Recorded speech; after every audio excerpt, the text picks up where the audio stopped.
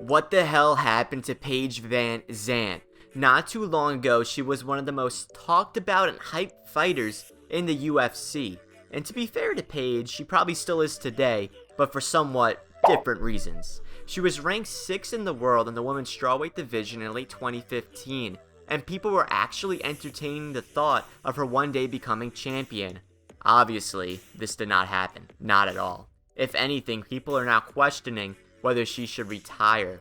On this episode of Binge Bar, we'll be going over the rise and demise of fan favorite Paige VanZant. Early on in her life, Paige was an avid dancer and had no desire or intentions of becoming a fighter.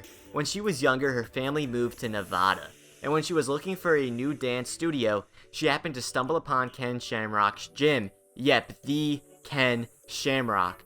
Destiny seemed to take over at this point. Not too long later, Paige made her MMA debut on June 30th, 2012 in UWF's Tournament of Warriors finale against Jordan Nicole Gaza, and she ended up winning the fight via split decision. Her next fight would be against Amber Stasenberger. I totally just butchered that name, but she won again via unanimous decision. The fight after, though, held on January 5th, 2013, Paige saw the other side of the judges' scorecards and got absolutely manhandled by Tashia Torres on the feet.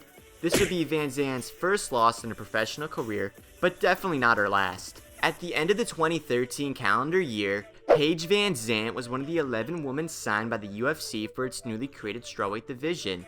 And looking back, I really wonder why Dana White would choose VanZant over a more experienced and polished fighter. Her career before this announcement was mediocre to say the least. I wonder what Dana saw to make him think this woman, is something special. Anyway, moving forward, Paige will go on to make her debut at the young age of 20. That's insane. And ended up TKOing Karan in a fight that would win Fight of the Night honors. Immediately following her fight, she was signed to a sponsorship deal with Reebok, which was quite odd as she only had one UFC fight.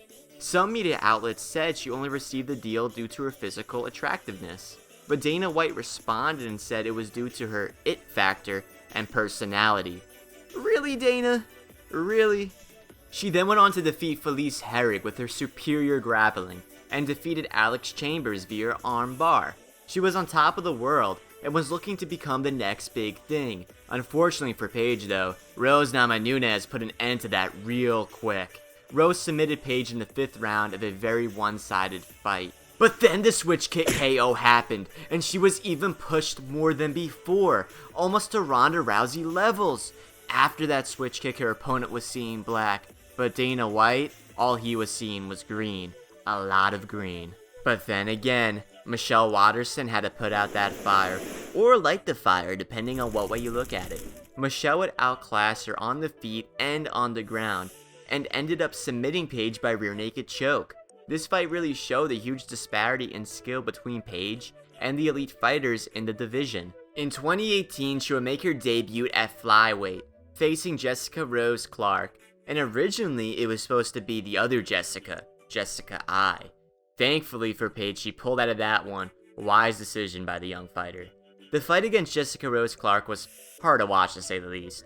Paige broke her arm in the 2nd round due to a spinning back fist attempt, and the rest of the fight was her just spamming a telegraph switch kick over and over and over and over and over again.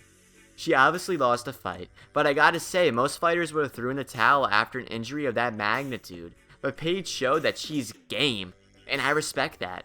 Next fight, she would actually defeat an unaspiring Rachel Ostovich via arm bar, but even then she didn't look that impressive. Dana White tried to feed Paige a no-name to lift her up, but yet Paige almost got knocked out in the first. Now present day 2020.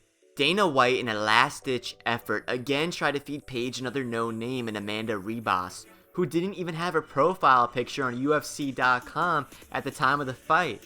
This time though, it backfired, as Paige got clowned in 2 minutes and 21 seconds by Ribas. She just didn't look good out there. Well, she did. You know what I mean.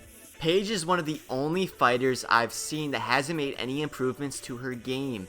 If anything, she's digressing. I just can't see her fighting again.